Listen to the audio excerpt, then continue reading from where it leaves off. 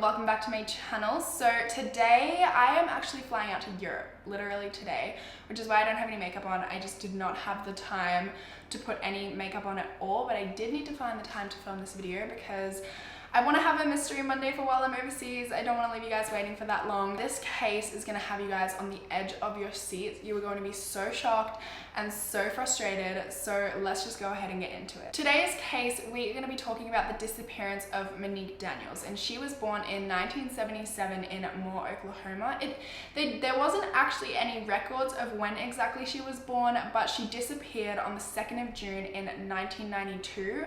When she was 15 years old. So from that, I just kind of backtracked and assumed that she was born in 1977. So she was born to her mother Candace and her biological father, who really wasn't in her life at all. So he was in and out of her life because he was like in and out of prison. So for the short durations that he was in her life and her siblings' lives, so she also had 3 siblings, he just horrifically abused them, both emotionally and physically, sexually. He's actually now in prison as a convicted sex offender. So for obvious reasons, Candace ended up divorcing this guy, and then soon after she remarried with a guy named Charles Daniels, who was more well known by the name Chuck. They ended up having 2 more children, so there was 6 children in total in the family at this point. Both Chuck and Candace were in the military, so their household was super strict, always spotless. They basically ran the house like a boot camp. They were like drill sergeants. Everything was neat and tidy, everything was in order, and there was a lot of fighting at home. But despite her home life, Monique seemed to be a really, really lovely girl. Her best friend, who did not want to be named, said that Monique was somebody who always put others before herself. She was really well liked, she had a lot of friends, she pretty much got along with everyone. She was also really, really smart and did super well in school. She actually wanted to become a doctor once she had finished high school. And she was always really kind to other people despite what she was going through at home. Monique and her sister Angelique were really close. So when Monique disappeared, just keep this in mind, Angelique and Candace's sister Leslie, so Monique's auntie, were really the ones who kind of fronted the investigation and kept Monique's name alive and really made sure that her name was getting out there and the investigation was going forward and that people were still looking for her. In 1992, at just 15 years old, Monique fell pregnant. So as I mentioned before, she was really well liked. And this was not just among the girls, like boys really liked her too. She was a really pretty girl. All of the boys liked her. Even people in Angelique's grade, because obviously they were in different grades, would be like, who is your sister? Like, why is your sister so pretty and why are you not pretty? So Chuck ended up forcing her into getting an abortion, which made Monique so upset that she ended up running away from home. She stayed with a friend, but I don't think that her parents knew this at this point, so they were really, really just so involved in trying to find her. Every time they got a call or a lead or something, they would jump straight in their car and follow it up and try and look for Monique. They filed a missing persons report pretty much immediately after she ran away. Like, they were so onto it, as any parent would be. They were super, super persistent and very responsive while she was missing. But her friends all knew where she was, and they knew that she was staying with a friend, and her best friend and also some other guy ended up calling her and convincing her to go back home. So she did, but she was not there for a very long time at all. When she got back, things were just really, really tense. There was a lot of fighting and it was just like a really bad environment. A little while later, just 3 weeks before Monique was going to turn 16, her mum, her brother Brian, and her sister Angelique got invited to go on tour with the local church as a part of the choir. This tour was for a week, so they were gone for a week, and when they got back, something was just not right, and they knew it, especially Angelique. She just knew that something was off in the house. As I said, very, very strict household. It was always spotless. And when they walked in, it was such a mess. There were beer bottles lying around, there were cigarette butts lying around. It was just such a huge 180 from what the house was normally like. And to make things even worse, they found, well, at least Angelique found an empty pregnancy test, so it was just the box lying on the bathroom counter. So they walk in and they see Chuck, and Chuck just says, she's gone again. And Candace just replies, really? And that's it. That's the whole interaction about it. They just didn't seem to care at all. Like, it just was like, hey, she ran away. We're not going to bother looking for her. Like, if she wanted to be here, she would be here. That was their attitude. It was just like, did we even have a daughter kind of thing? It was just totally different from the last time Monique had ran away, where they were super on top of things. This time they were just like, you know, started pretty much pretending that they didn't even have Monique as a daughter. They were just erasing all, you know, everything to do with her in the household. They literally forbid the children from talking about her. They removed all of the photos of her, and they even took new family photos. So the ones that they had of the whole family with Monique in them, they got rid of them and replaced them with new family photos without Monique in them. Like, she had just never existed. So this was just really, really confusing to everyone around them, especially Angelique. She had no idea what was going on, and just in her head was just like questioning, like, why is this happening? Why are we getting rid of all traces of Monique? She just had no idea, but she wasn't the only one. So Leslie, I think I mentioned her at the start of the video, who was Candace's sister, was really concerned. She would consistently call Candace up to try and get updates on Monique. She also offered to help search for her and offered to get resources in to help search for her, but Candace was just having none of it. She's like, no, like, we don't even want to look. But to some of Monique's relatives, like Angelique's Aunt Leslie, something was still off. So about 6 months after Monique's disappearance, Leslie was just getting sick of it. She was like, can you please give me the missing persons report so that I can go and enter her into the database for missing and exploited children? And Candace was like, yeah, I'll get to it. But she never did get to it, because she actually never filed a missing persons report for Monique. And this was 6 months after her disappearance they found this out. So not only did she not file a missing persons report, but it was 6 months after. So clearly, you know, they have no idea where she is. They're erasing her from their homes, and they haven't even bothered to file a missing persons report, let alone look for her.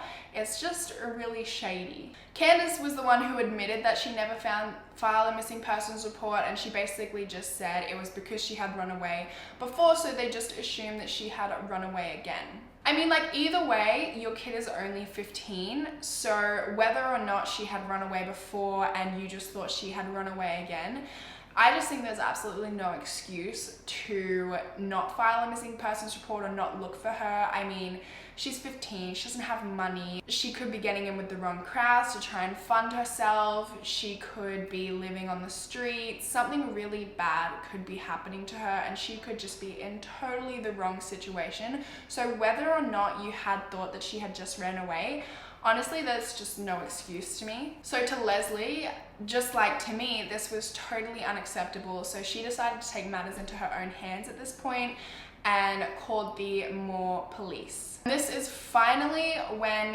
an investigation kind of began into her disappearance. It kind of got the ball rolling, and 6 months later, you have missed so much crucial time. I think the first 48 hours is the most crucial time. If you don't solve it within the first 48 hours, there's a 90% chance that it's never going to be solved or something I read. So you have already missed more than enough crucial time.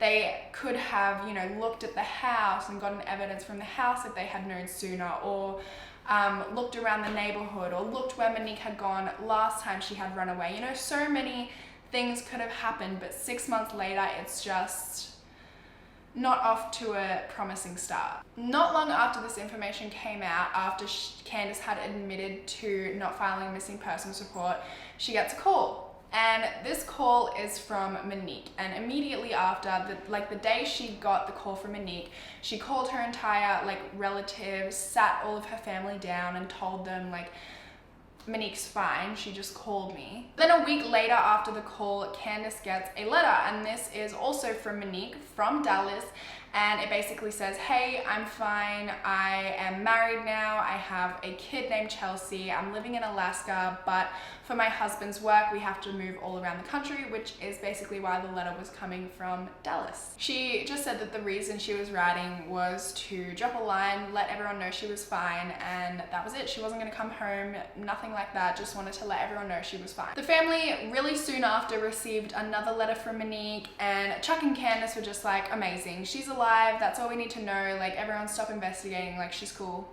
We have letters from her. But Angelique and Leslie still understandably did not feel right about the situation. I mean, it was really suspicious timing to get the letters, like right after this information has come to light, and so Leslie tries to get an investigation rolling. They just happen to get these letters from Monique saying she was fine. The timing was so suspicious that Leslie thought that Candace had actually written these letters herself and just had made up the phone call completely. So she ended up calling the more police department because she wanted to get the letters authenticated, because she just, like I said, did not believe that they were from Monique. Candace promised that she would bring them in, but, and here's where things get, if you didn't think this was suspicious yet, like this is where things really start to take off. The literal day before Candace was meant to take the letters in to be authenticated, her house gets broken into. The furniture in the house is tipped over. There was like CDs missing, I think like a couple of little like boom box type things, and then the letters were missing. Honestly, when I read this, even if I didn't know the entire circumstances of the case up until this point, this break-in is shady as f. It just seems so incredibly staged. I can't even like believe that someone thought that this would work. Robbers are not just gonna go in, randomly turn over someone's furniture. They're not going to take letters for one. They're not going to take CDs for two. Probably not small little boom boxes either. They're going to go in, get the things that they can sell or the things that are going to be useful for them, and they're going to get out of there, try and make it look like they didn't even go in most likely. There's no way they're going to make the house a mess and turn over furniture and letters. Who is going to steal letters? Like, it is so... As it turns out, didn't even matter that the letters were stolen, because Angelique came forward and admitted to writing the letters herself and even making the phone call to Candace herself. Now, I know at this stage this looks really bad on Angelique, but Chuck had actually like forced her into this. So firstly, he guilted her. He said, you know, Candace is feeling suicidal, like I actually think she's gonna kill herself because Monique has run away. The only thing I can think of to do to make her feel better is to call her and send her these two letters. So he drives her to the store to pick up stationery, and he even drives her all the way to Dallas to send these letters off so that it looks like the letters came from Dallas, because they did, and it just made the whole thing a lot more believable. And the only reason that Angelique did not come forward sooner is because he actually threatened her. He said, if you ever say anything to the police, or you ever say anything to anyone, you're gonna go to jail. She was just so scared. She actually said in an interview, she had thought that if she told the police what had happened, she was gonna go to where Monique was. And she basically thought at this stage that Chuck had sent Monique off to a military camp, because he always threatened them. He always said, you know, I have special places for girls like you, and there are military camps for girls like you and stuff like that. So that's where she thought Monique. So anyway, 2 years later, or almost 2 years later, Angelique had just had enough. She was so sick of the lies and the cover-ups about her sisters. She was just so sick of the fighting and the toxic environment at home that she ran away, and she went to Michigan. She had family there, she had an aunt there, so she caught a bus all the way to Michigan from Moore in Oklahoma, and she said that the whole way there, she just like broke down crying on the bus. As soon as she got there, she told her aunt about the letters and about the phone call, and the first thing her aunt said was, oh my gosh, what have they done to her? And that is when it clicked for Angelique, and she was like, shit. At this stage, she was just like, I don't think they've taken her to military camp anymore. I think it's a lot deeper than that, and that something has happened to her and that they've done something to her. Now, to make matters so much worse, and this is what really fueled Angelique to go that one step further and really get an investigation rolling and really looking into the disappearance of her sister. As soon as Angelique ran away, like immediately after, her parents filed a missing persons report. Like they were so onto it. And then 22 months after Monique's disappearance, so this happened right after Angelique ran away and they filed a missing persons report for her, they also finally filed a missing persons report for Monique. After this, the police really got into it and began their investigation. They tried to question both Chuck and Candace, but they were both extremely uncooperative. They also tried to get them to do a lie detector test, which both of them refused to do. In their investigations, the police began to canvass the area, question neighbors. They questioned one neighbor who seemed to have some information. He said that on the day of Monique's disappearance, he saw her loading clothes into and getting into a blue Chevrolet truck with a white male. That was all the information they got from anyone in the area or from anyone at all regarding the case, and it really didn't lead anywhere. They couldn't find the blue Chevrolet truck. There was no number plate or anything to even trace it to. It was really a dead end. Back to Angelique. After all of this comes to light, she ends up telling her aunt how at home her parents were both physically and mentally abusive. She also ended up going to Child Protective Services and filed childhood abuse charges against them because they were actually trying to extradite her back from Michigan to Oklahoma with them, and the judge was like, no way, like this isn't happening. And the parents actually, when they were charged with this, pled no contest to child abuse and neglect. At this stage, this is when Monique and Leslie really started trying to get Monique's name out there. They started doing TV appearances and basically saying that they thought that Chuck and Candace had something to do with it. They went on a current affair and accused them. They spoke about the suspicions about Chuck and Candace. You guys are just not even going to believe this, but right after the current affair interview where Leslie and Angelique pretty much raised their suspicions about Chuck and Candace having something to do with Monique's disappearance, they up and moved to Germany. They said it was because Chuck got a transfer with the military, but honestly, everyone around them, including me, I'm sure you guys as well, think that this is just way too much of a coincidence to have just, been the military requested him to move immediately after this interview came to light. Anyway, we're gonna flash forward a little bit. There was this F5 tornado in Moore, Oklahoma, and an F5 tornado is just like a really horribly destructive tornado, like really, really, really fast winds. It was like a really bad tornado, and it was just tearing Moore up.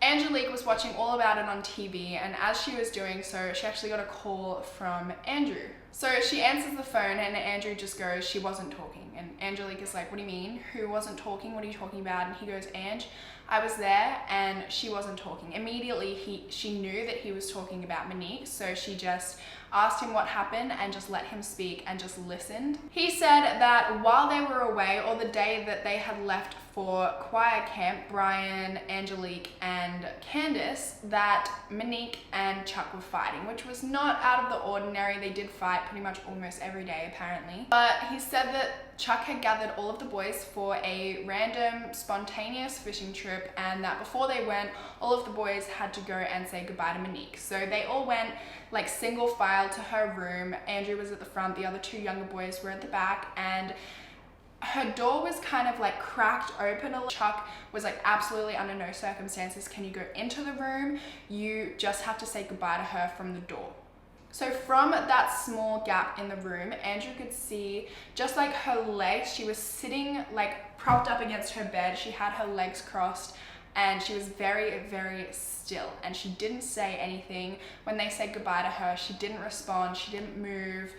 Nothing. So then Chuck collected them all, took them on the trip, and they left. And the weirdest thing about this is they left with no fishing rods and it was pouring rain. And what they did is they took a random exit off the highway, or just a random exit. They went to McDonald's and then they went home. So they didn't even go fishing.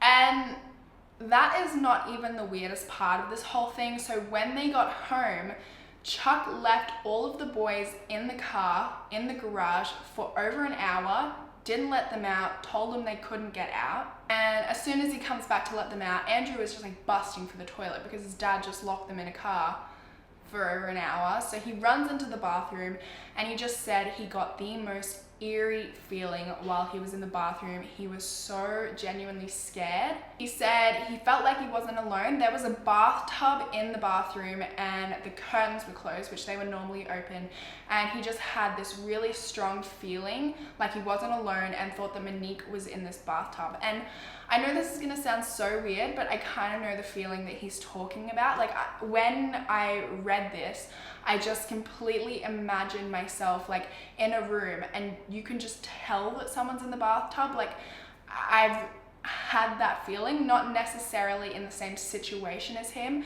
but I have had that feeling where I've been somewhere and you just know that somebody else is there, you know what I mean? There's things that lead me to believe that she was in that bathtub. He actually didn't even have time to check the bathtub and check his suspicions because Chuck like really hurriedly came in, grabbed him out, rounded up all the boys, and then he locked them in a bedroom. And he locked them in this bedroom for 2 days.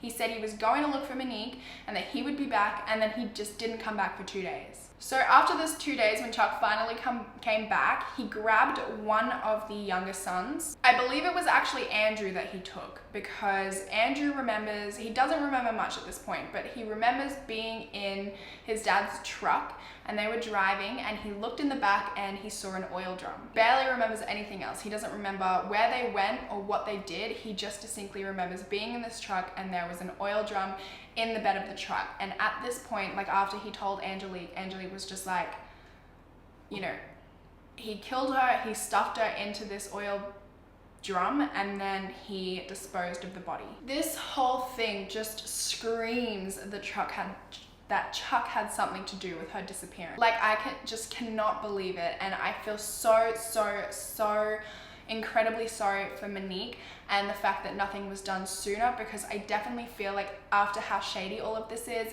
if the police had known sooner, if somebody had known sooner, that, you know, something would have been done. So anyway, after all of this, Angelique actually convinced Andrew to come to the police with her.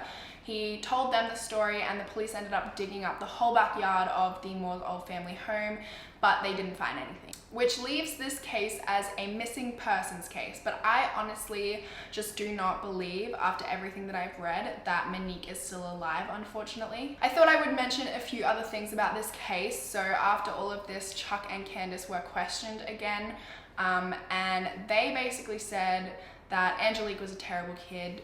Don't trust her. Whatever you do, do not trust this girl. They said she was an alcoholic and a drug addict, both of which claims Angelique denied. She said she did have some mental health problems, but had never abused those substances. And when Chuck was asked what he thinks happened to Monique, he just said, in God's hands, I don't know. So what do you think happened to Monique? In God's hands, I don't know. I also wanted to mention that Daniel, one of the younger brothers, has a completely different story from the one that Andrew told. He says that he was the last one to speak to Monique before they went on their spontaneous fishing trip, and that she was lying on the bed and she hugged him. She's like, I'm so sorry, I'm sick. I'm so sorry I can't come. Have fun without me. And then they left, and that she was totally fine when they left. So there is a little bit of conflicting evidence here, but all in all, I really strongly believe that the parents had something to do with this. I mean, the only thing that kind of contradicts that is what Daniel said, and there's, if you weigh it up, like it's what Daniel said or it's like all the other evidence, there's so much evidence against them. There's so many just like shady and suspicious things they did, which I just really truly believe that they had something to do with whatever happened to Monique. So that is it for this case. I would really love to know your thoughts on this case.